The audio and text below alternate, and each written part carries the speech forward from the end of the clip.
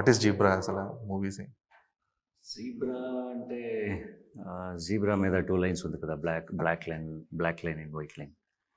So మీరు teaser చూస్తే, trailer చూస్తే హార్సెస్ చూపించారు, వైట్ హార్స్ని, బ్లాక్ హార్స్ని.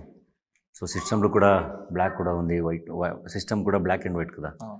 So we're all grey characters there.